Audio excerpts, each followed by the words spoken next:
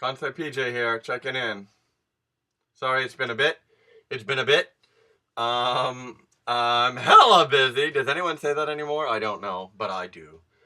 I'm in the middle of the semester. We're now at the midweek mark for 2 of my 3 universities, week 8. And I have midterms to make, to proctor, and to grade. And unfortunately, I found out that this, in my PhD program, this semester I have 2 bears of a class, two tough classes, and there's a lot of work involved. So I'm juggling all of that, and I haven't gotten back to you in a while. I apologize. I mentioned, I think in a previous video, that I was going to start interviewing some of my former students and Japanese friends who are language learner successes. And it's not for my research, but I just thought that might be interesting for viewers of this blog, all 5 of you.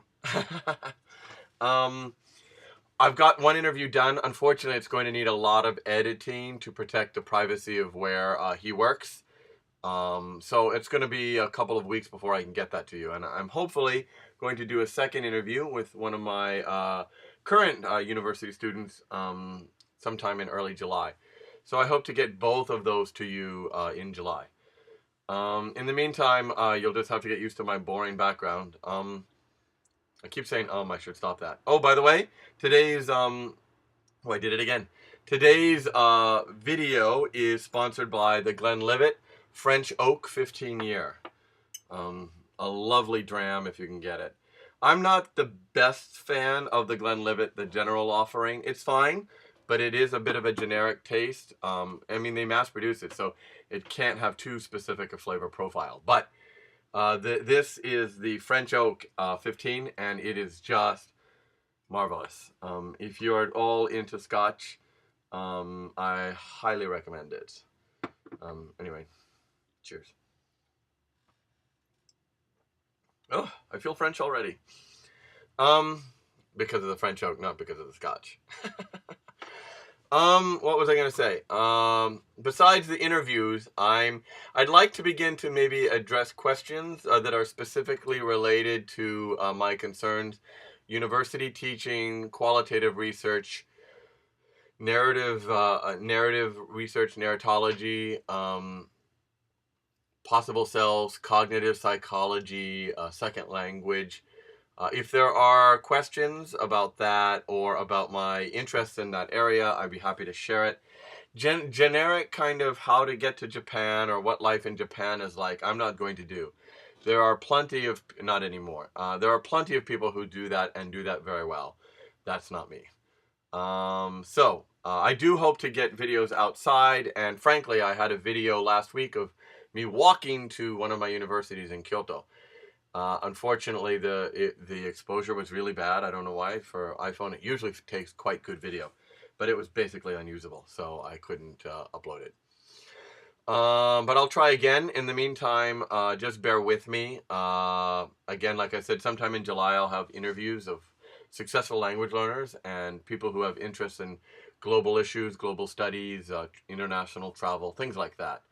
That's kind of where my interests are. If you have a question that's somewhere related to that or a topic that you'd like me to cover, let me know. Otherwise, just stay tuned. More fun to come. I mean, fun is a relative term. This is fun. This is fabulous. I wish there was taste-o-vision or smell-o-vision. Can you smell that? I mean, you can really smell the French oak. There's also kind of a caramel apricot-y thing going on. It's good. It's really good. It's quite warm here. It's May 31st, but it feels like we're at the end of June. It's very humid, very warm. One of my students was saying that that's a good sign, that actually if it's warm early, it'll be a light summer. I hope so, but I doubt it. For those of you who've never lived in the Kansai, it's hard to describe what hell feels like.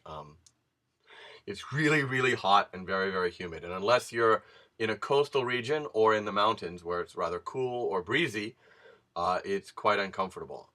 And I hate summers in Japan, particularly in the Kansai, I should say. Let's be specific. I grew up in Hawaii. I've lived in Arizona. I'm used to the heat, but in Hawaii we had the breeze, and In Japan, in Arizona, the humidity was extremely low, which kept it workable. Here, it's just miserable, and it doesn't help that because of power issues, as I'm sure some of you are aware of. Japan's currently going through a political cornichon.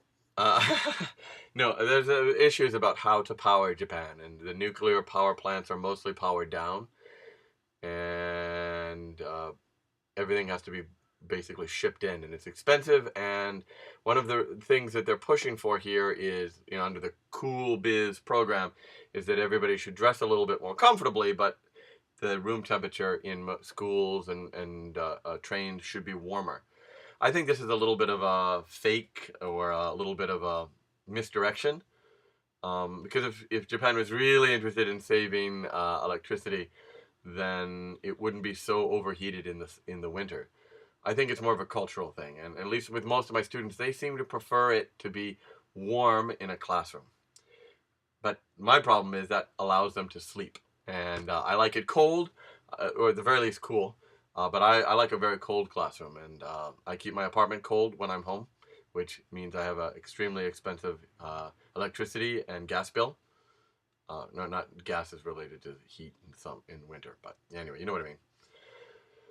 So that's about it now. I'm sweating in the end of May. I just wanted to say hello and to let you know that there are things in the works, and I hope late June and early July to have some interesting videos. In the meantime, stay tuned. Again, if you do have any questions specific to university or something that you might think that's up my alley, then let me know. I'd be happy to answer those questions, or just have a discussion. I don't have the answers. I don't know what the hell I'm doing. But I can certainly give you my opinion. So there you go. That's it for now. Kansai PJ saying... Kansai PJ checking out.